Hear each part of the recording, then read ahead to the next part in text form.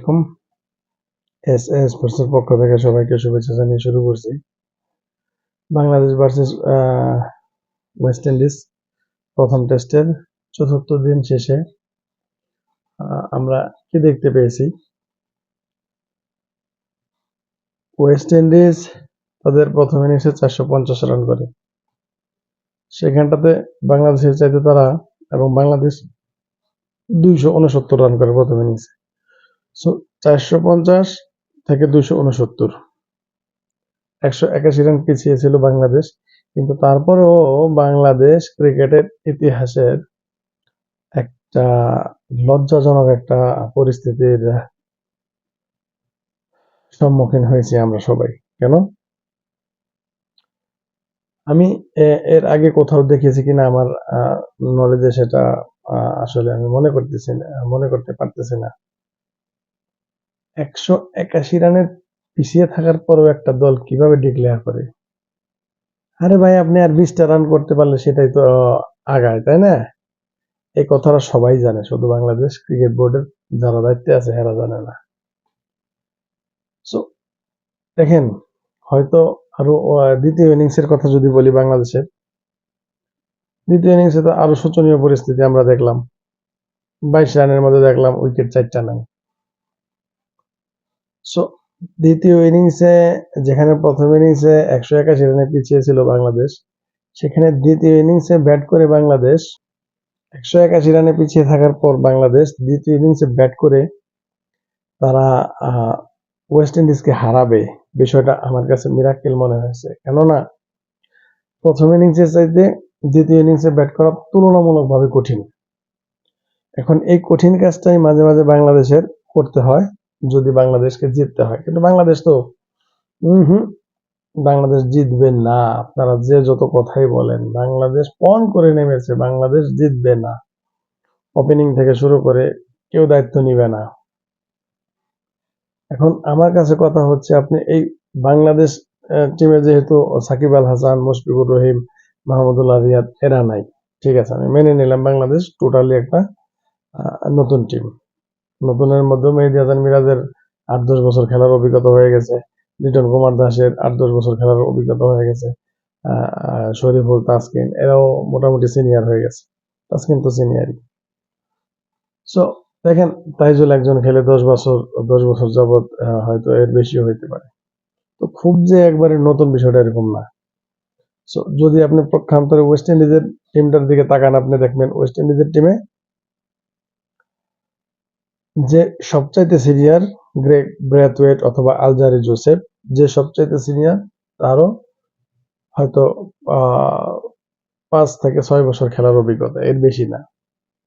আর বাকি যারা আছে ওয়েস্ট ইন্ডিজের এই টিমে, তাদের হয়তো কারো একটা টেস্ট ম্যাচ খেলার অভিজ্ঞতা আছে, কারো হয়তো 2টা টেস্ট ম্যাচ খেলার অভিজ্ঞতা আছে, আবার কারো একটা টেস্ট ম্যাচ খেলার অভিজ্ঞতা নেই। সো এই যে ওয়েস্ট ইন্ডিজের ক্রিকেট টিমটা এত নতুন, আর বাংলাদেশের ক্রিকেট টিমটা আসলে এক্সপিরিয়েন্স টিম হওয়া সত্ত্বেও আমরা ওয়েস্ট ইন্ডিজের মাটিতে ধরাশায়ী হয়ে গেলাম প্রথম টেস্টে। সো বাংলাদেশের ক্রিকেট এখন এইভাবেই চলবে, আগামী 7-8 বছর বাংলাদেশের ক্রিকেট এইভাবেই চলবে, বিশ্বাস করেন। এর থেকে খুব বেশি বাংলাদেশের ক্রিকেট সামনের দিকে এগোতে পারবে বলে আমার মনে হচ্ছে না। কেননা একটা শ্রীলঙ্কা ক্রিকেট বোর্ডের একটা সার্টেন পিরিয়ড শেষে আমরা দেখেছি, এখন শ্রীলঙ্কা ক্রিকেট বোর্ডের যে সিদ্ধান্ত, তারা জয়সূরিয়ার মতো প্লেয়ারকে তারা কোচিং প্যানেলের সাথে যুক্ত করায়, একটা সময় তারা খুব স্ট্রাগল করেছে। সো সে 5-7 বছর স্ট্রাগল করেছে। কুমার সাঙ্গাকারা, মাহেলা জয়বর্ধন, তিলকরত্নে দিলশান, মালিঙ্গা তারা চলে যাবার পর, সো বাংলাদেশও সেই স্ট্রাগল পিরিয়ডটা এখন পার করতেছে।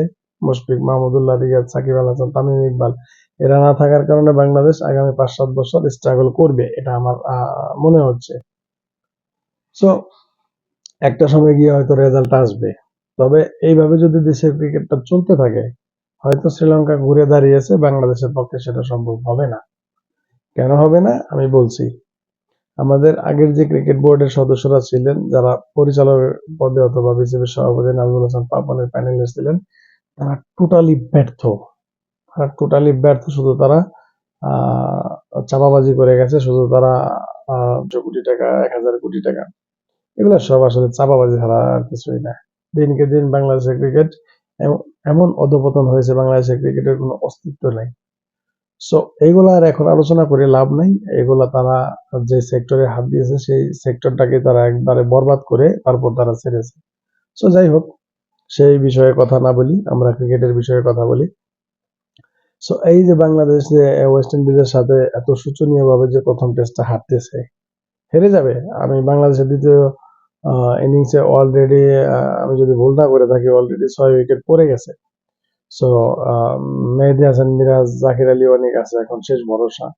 তারা কত দূরে নিয়ে যেতে পারবেন আমি জানি না, তবে খুব বেশি দূর যেতে পারবেন না, আমি সেটা জানি। বাংলাদেশ বিশাল একটা বড় ব্যবধানে হারতে যাচ্ছে আমার কাছে মনে হচ্ছে।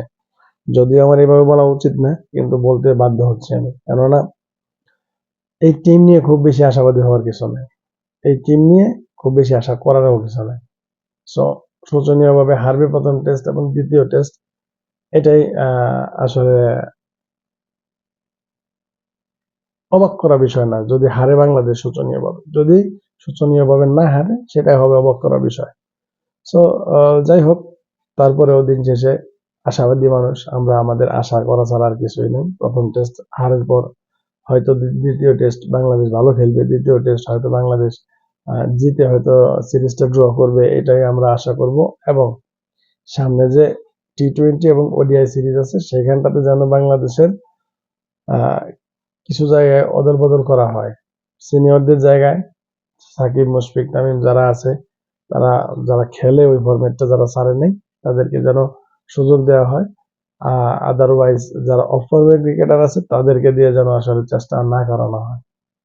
আমি জাকির হাসানের কথা বলেছিলাম টেস্টে। জাকির হাসান এমনিতেই টেস্টে বাজে পারফর্ম করতেছে, তার মধ্যে তাকে ওডিআই টিমে সুযোগ দেওয়া হয়েছে, তার উপরে প্রেশার আরো বাড়ানো হয়েছে।